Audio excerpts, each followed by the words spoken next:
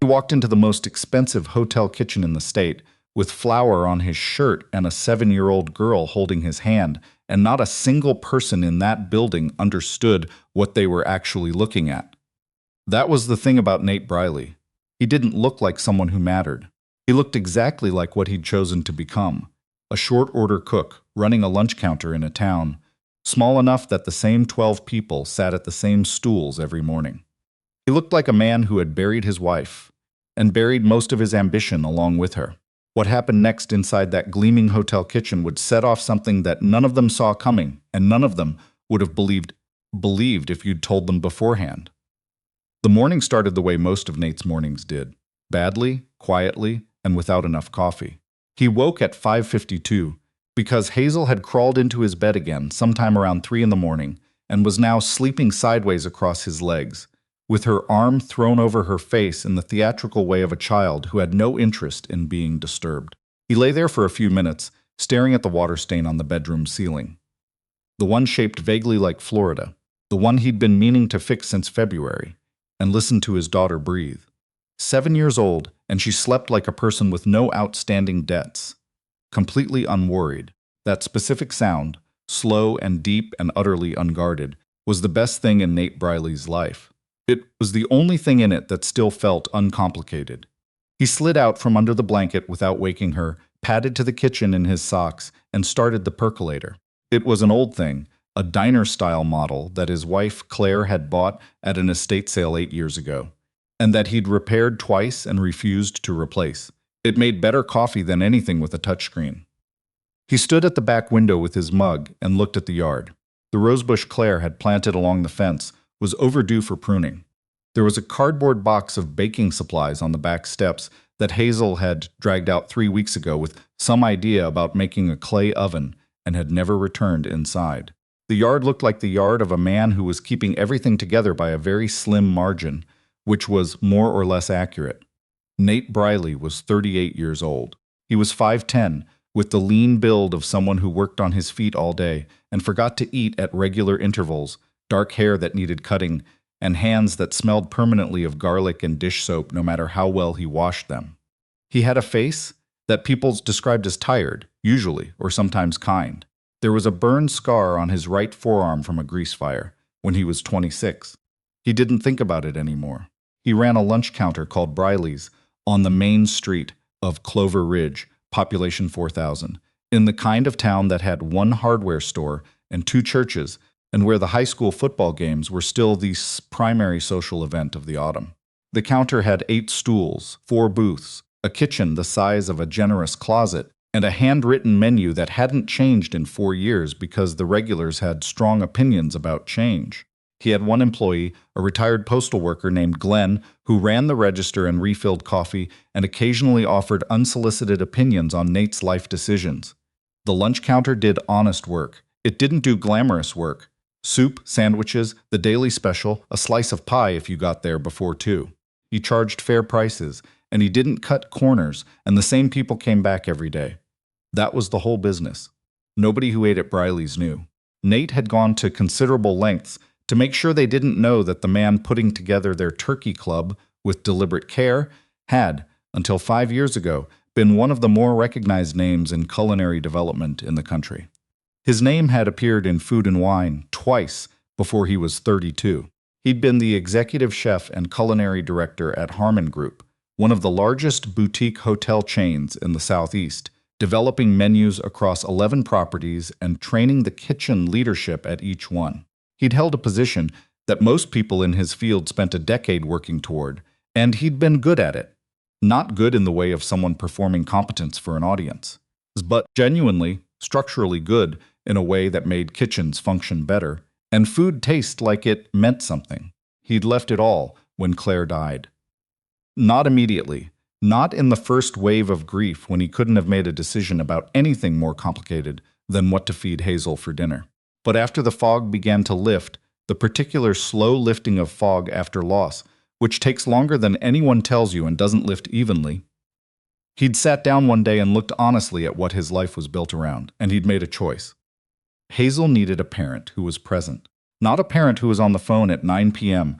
with a sous chef in Savannah about the new spring menu while someone else put her to bed. Not a parent who flew out every 6 weeks to troubleshoot a flagging kitchen.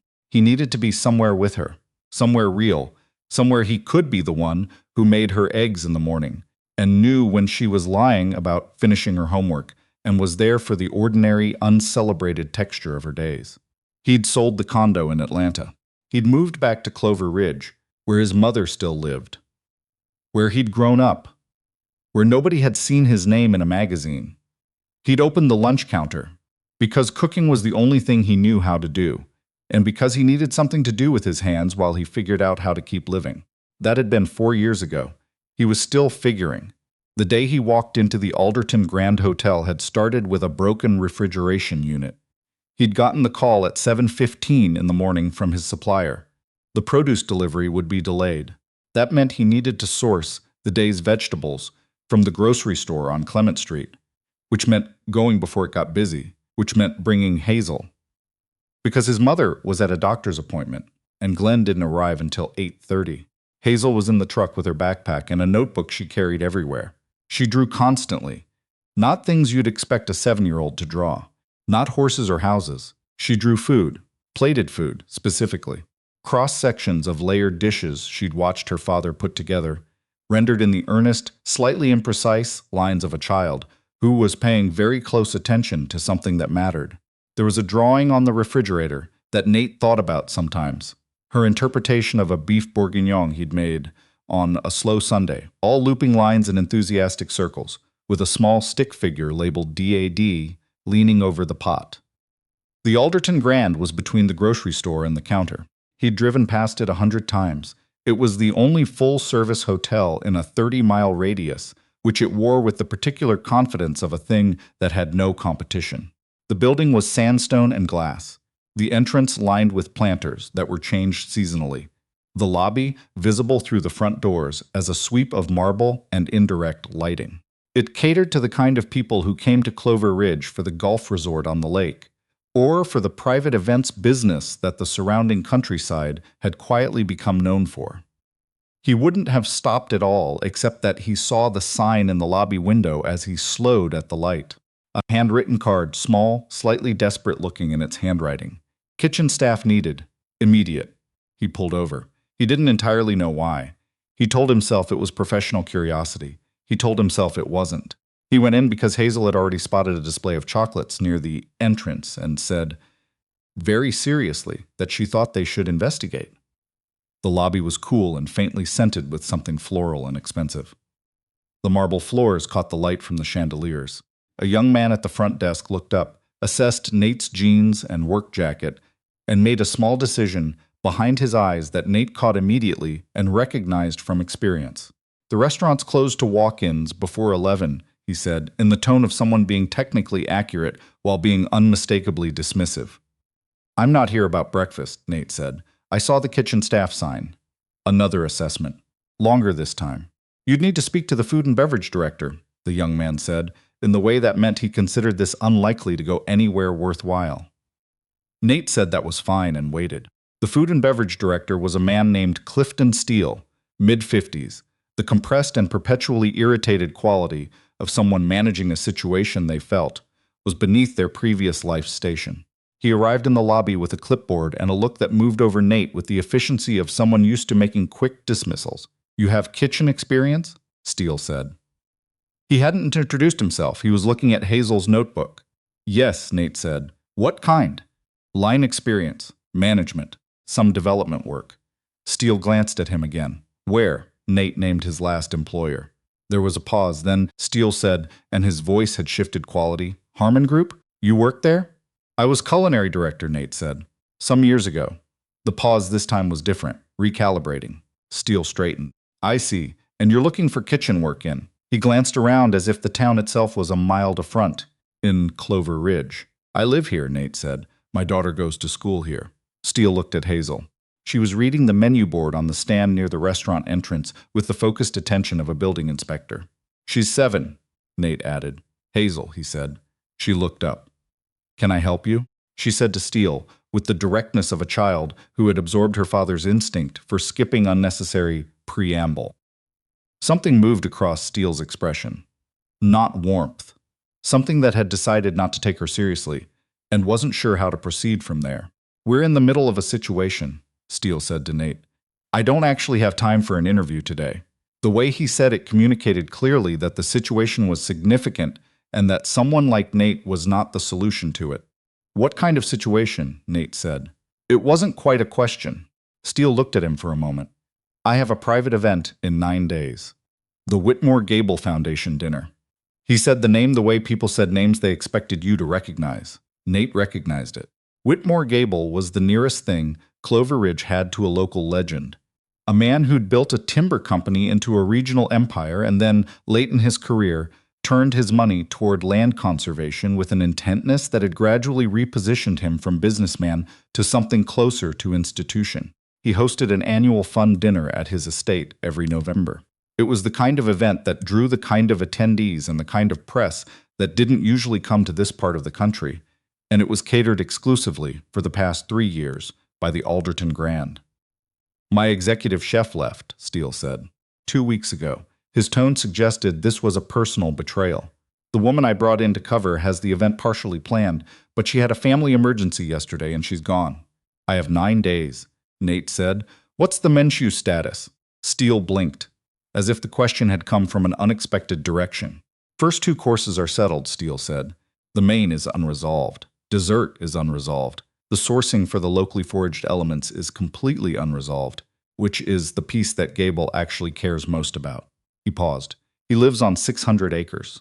He has strong opinions about what should be on the table and where it should come from." "That's manageable," Nate said. Steele stared at him.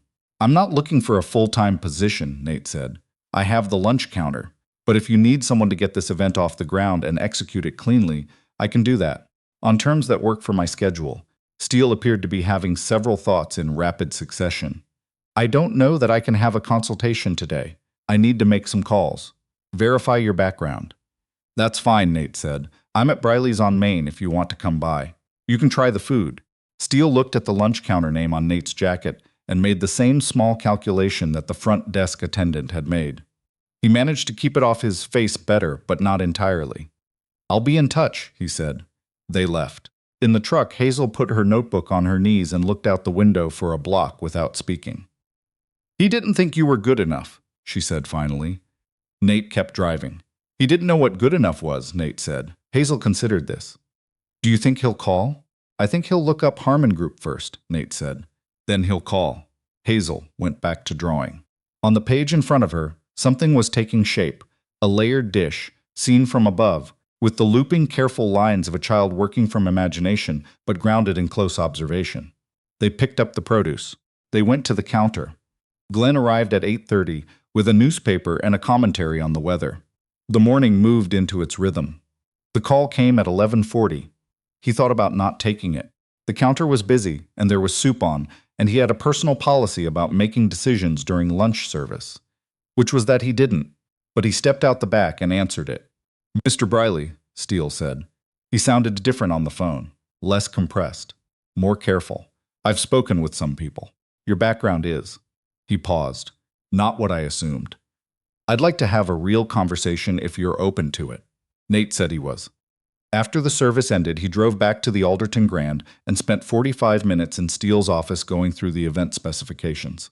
The Gable dinner served 60 people, seated at round tables in the estate's converted barn. 3 courses with an optional cheese course that Gable added or removed based on whim. The donor list was a mix of old regional money and newer conservation-focused tech wealth. Gable himself was particular about sourcing, not in the performative farm-to-table sense that had become its own cliché, but in the genuine sense of a man who knew the name of the farmer who raised the beef and expected the person cooking it to know too. The previous executive chef had started building those supplier relationships. Steele had the contacts but not the fluency. "This is achievable," Nate said, going through the paperwork. Steele looked at him. "If you say so." "The main should be something that reads like the land," Nate said.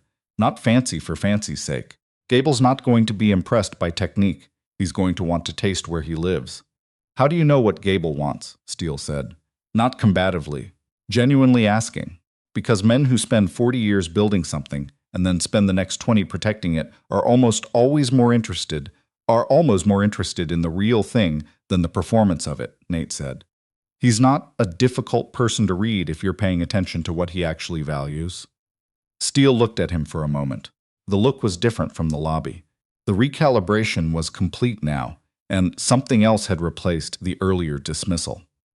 Something that looked, in the middle distance of a man not used to being wrong about people, like a reluctant respect trying to find a comfortable posture.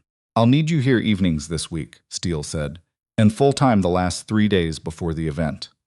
"My daughter's schedule comes first," Nate said. "I arrange coverage, but I need to be able to leave by 6:30 most evenings, and I need complete authority over the menu and the sourcing decisions." "That's irregular," Steele said. "It's the condition," Nate said. "Take it or I go back to making sandwiches and you find someone else." Steele was quiet for a moment. "Fine," he said. He told his mother that evening. She was at his kitchen table with Hazel, helping with a coloring project that had somehow involved the entire surface of the table and 3 different glue sticks. "You're doing the Gable dinner," his mother said, with the tone of someone stating a fact they found significant. "Helping with it," Nate said. She looked at him with the patient look of a woman who had raised him and had formed certain opinions about when he was minimizing things. Hazel looked up from the table. "Will I get to see the food?" "Maybe," Nate said. "If they say it's okay. Tell them I know about plating," Hazel said, and went back to the coloring. His mother caught his eye across the table. He looked away before she could say what she was thinking. Because he knew what she was thinking, and he needed at least one more day before he was ready to look at it directly. That night he sat at the kitchen table, after Hazel was asleep with a legal pad, and sketched out a menu that had been forming in the back of his head since the conversation in Steele's office. He started with the land, literally, with what grew on or near 600 acres of conservation land in the Piedmont of this state in November. Wild persimmon. Late-season sweet potato from the family farms 2 counties over. Venison from the managed herd on Gable's property, which the estate manager had mentioned in the documentation Steele provided. A broth built from foraged mushrooms and the bones of local heritage pork. Nothing on the page was trying to impress anyone. Everything on the page was trying to be honest. He'd learned, in the years he'd been away from professional kitchens, that the most interesting food was almost always the food that didn't need to explain itself. He fell asleep at the table around midnight with the legal pad under his arm. The week moved in the way weeks moved, when you were doing 2 things at once, each of which required more than half of you. The lunch counter in the mornings, the hotel kitchen in the evenings, his mother handling Hazel's after-school routine on the days when he couldn't be back by 4. Glenn noticed he was distracted and compensated by being less chatty, which was a form of grace that Nate appreciated without saying so. At the hotel, he moved through the kitchen with the particular quiet authority of someone who had run kitchens before and didn't need to announce it. The remaining staff noticed it.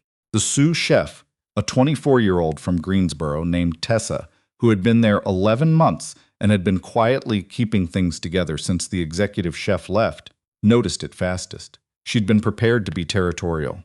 She wasn't, after the first evening. He wasn't there to take anything from her. He was there to build something with her. And she was smart enough to recognize the difference before he had to explain it. The sourcing was the hardest part. 3 of the farms he wanted to work with had never dealt directly with the hotel and were accustomed to the particular hesitation of institutions that asked for local sourcing on paper and then ordered from regional distributors in practice. He drove out to 2 of them himself after the counter closed on Wednesday. He sat in a farmhouse kitchen in Carroll County, drinking coffee with a woman named Pearl Simmons, and talked about sweet potatoes for 40 minutes. Not the way a chef talks about an ingredient to impress someone, but the way one person who cared about a thing talked to another person who had spent 30 years growing it. Pearl had never heard of the Gable dinner. She knew Whitmore Gable by reputation, and she had a wry opinion about his foundation that she shared without being asked. By the end of the coffee, she'd agreed to pull 40 pounds for him from her last harvest of the season. She gave him a jar of her sweet potato preserves for Hazel. The venison required a different conversation. The estate manager, a broad, quiet man named Carter who wore the same canvas jacket every time Nate saw him, had been uncertain at first about the kitchen's ability to handle the animal with the respect it deserved. Nate had talked through the butchery approach and the brining process and the cooking temperature he was planning without using any language that sounded like a kitchen trying to seem rustic. Carter had listened with his arms crossed and then uncrossed them. He took Nate out to see the herd on Thursday evening, just before dark, not because it was necessary, but because he wanted to see if Nate would look at the animals the way a chef looked at product, or the way a person looked at something alive. Nate looked at them for a long time, without saying anything. "They're good animals," Carter said. "They are," Nate said. Carter nodded, and they went back in. The day before the dinner, Steele found him in the walk-in at 7 p.m., still checking temperatures and making adjustments to the sweet potato preparation schedule. "You know," Steele said from the doorway, "when I first saw you in the lobby, I was going to send you to HR to fill out a general application." Nate said nothing. "I'm aware of what that means," Steele said, "given what your background actually is." Nate looked at the inventory in front of him. "It doesn't matter," he said. "The food is what matters." "You've heard that before," Steele said. "The dismissal. People not seeing you correctly." "It happens," Nate said. "Does it bother you less over time?" Nate thought about this honestly.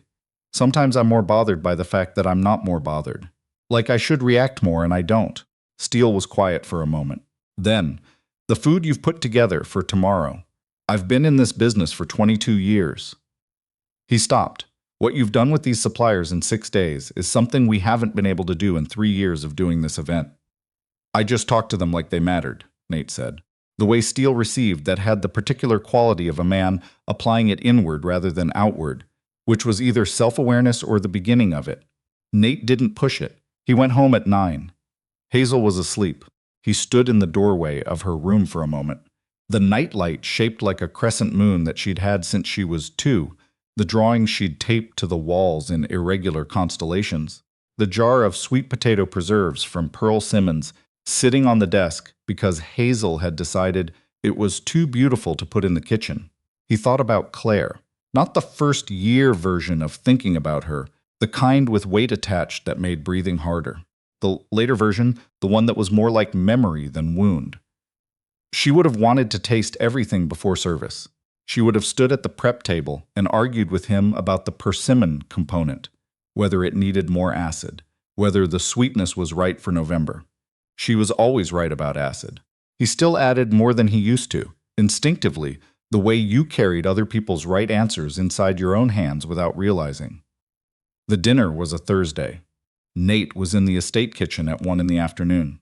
The Gable estate kitchen was old and large and had the comfortable certainty of a room that had fed people for generations without needing to prove anything. He'd been there once before on Tuesday to do a site visit, and he'd made notes about the oven behavior and the timing of the warming drawers. He'd come back now with the specific knowledge of a person who had planned for this room's particular character. Tessa arrived at 1:30. She'd brought 2 of the hotel's line cooks. The 4 of them worked through the afternoon with the quiet efficiency of a kitchen that had been organized before anyone arrived. Mise en place complete, timing mapped, everyone knowing their position before they stepped into it.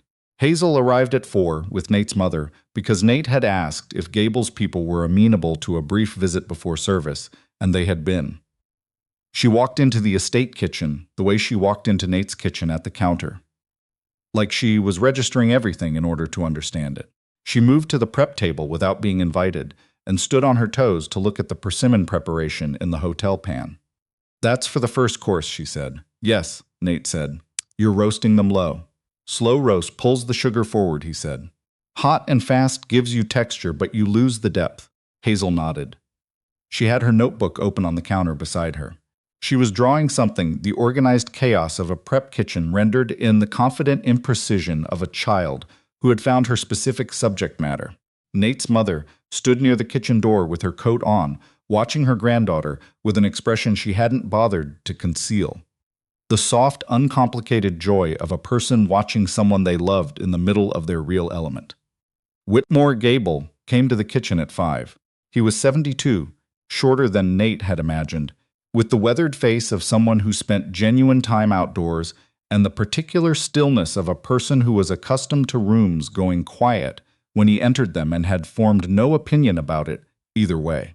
He moved through the kitchen with the attention of a man doing an honest inspection, not a ceremonial one.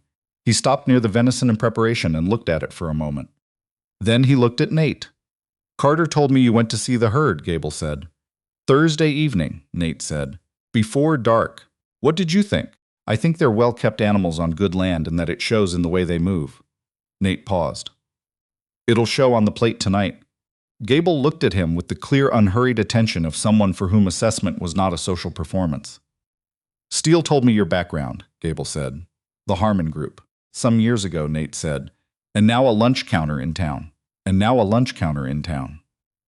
Gable seemed to find this factually interesting rather than strange.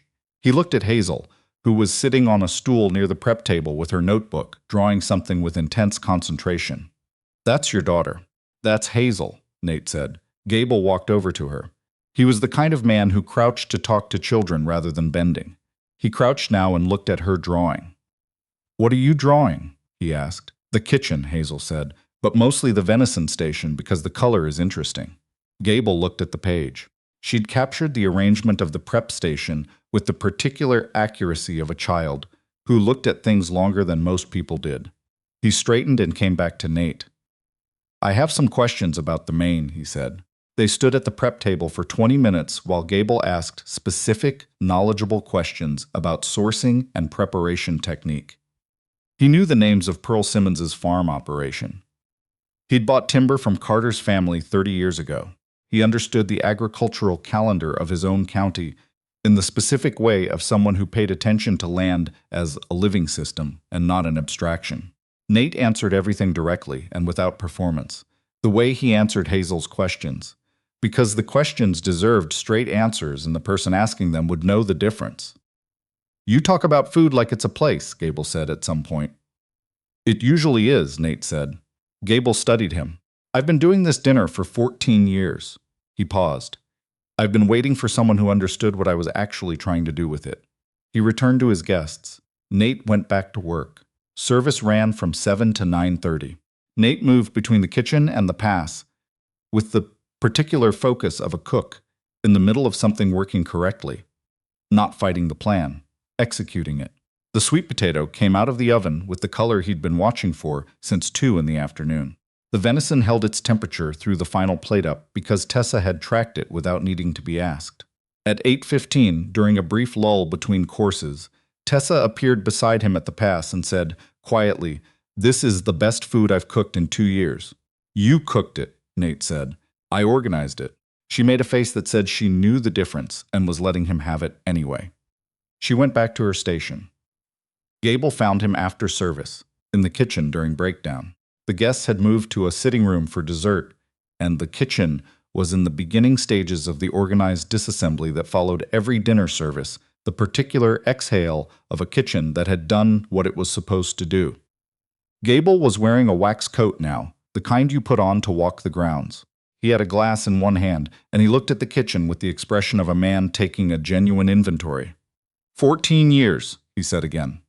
"Then, I'd like you to do it next year." Nate was wrapping something in plastic wrap with the methodical focus of a person in wind-down mode. He stopped. "I run a lunch counter," Nate said. "I know what you run," Gable said. "I also know what you're capable of." He paused. "I'm not asking you to change anything. I'm asking if you'd be willing to do this again, on whatever terms make sense for your situation." He said it the way Hartwell might have said it, not as a favor, not as a command, but as the acknowledgement of value from one person who understood value to another. "Send me a note about what you're thinking," Nate said. "I'll tell you honestly what I can and can't work with." "That's all I'd ask," Gable said. He looked toward the doorway where Hazel was sitting on a folded tablecloth at the entrance to the kitchen, sound asleep, her notebook open on her lap, a drawing of the dessert course half finished on the page. He made a small sound that was not quite a laugh, but was in that category. "You've got yourself a kitchen apprentice." "She's 7, Nate said. "She was here for 4 hours, Gable said. "She didn't complain once. She drew everything." He paused. "What do you think she'll do with that?" "I don't know," Nate said. He looked at his daughter, the crescent moon nightlight that he'd put in his jacket pocket to bring because she slept better with it nearby, and he'd forgotten she wouldn't need it tonight, because she'd just go ahead and sleep wherever she landed. "Right now, I'm letting her be 7. The rest of it will figure itself out. Gable looked at him with the unhurried attention he'd been giving things all evening. Then he nodded once and left the kitchen to rejoin his guests. Nate drove home after midnight.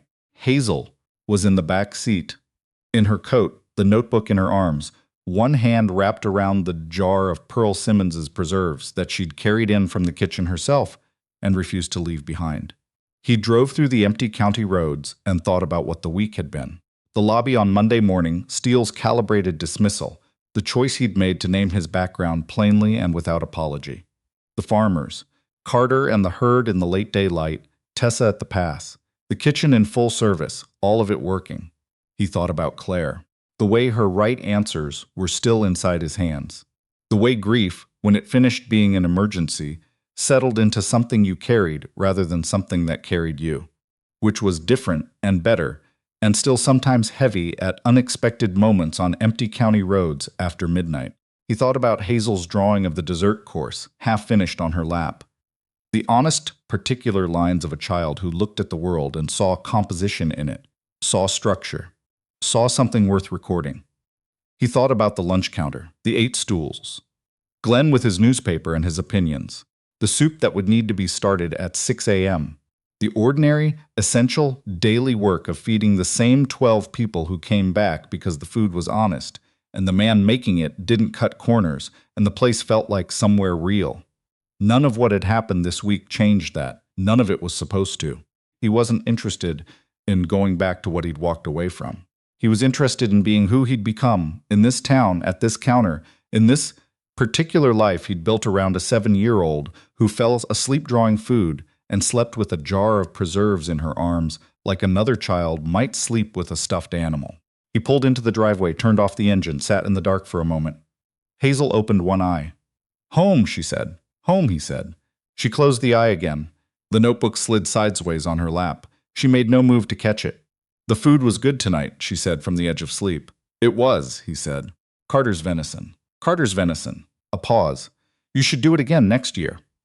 Nate looked at his daughter in the rear view, the half-formed certainty of a child who had decided how things should go and saw no particular reason to argue about it. "Maybe," he said. Hazel was already asleep. He carried her inside. The house was warm and quiet, the crescent moon nightlight already glowing in her room because his mother had come by earlier and known to turn it on. He settled Hazel under the blanket, put the notebook on the desk beside the preserves, stood in the doorway for a moment in the dark. Outside, November had arrived in the way it arrived in this part of the state, with a stillness that was not absence but presence of a different kind. The yard was quiet. The rosebush along the fence needed pruning. The cardboard box was still on the back steps. There was ordinary life ahead. Soup at 6 a.m. Glenn. The 8 stools. A note from Whitmore Gable at some point about next November, which he would read and think about with the care it deserved and answer honestly when he was ready. And something else now, too. A door that had been closed, not locked, was standing open in a draft. He wasn't going to run through it. But he'd stopped needing to pretend it wasn't there. He'd left a world that wanted him to be a version of himself that cost more than it returned. He'd built something smaller and more real in its place. And he hadn't lost anything that mattered by doing it. He'd found things instead. Specific things that couldn't be found in the other life.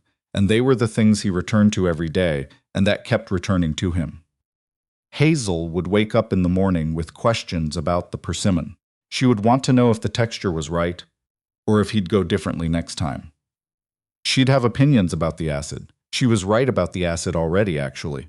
She didn't know it yet. He went to bed and slept without the weight he used to carry into sleep.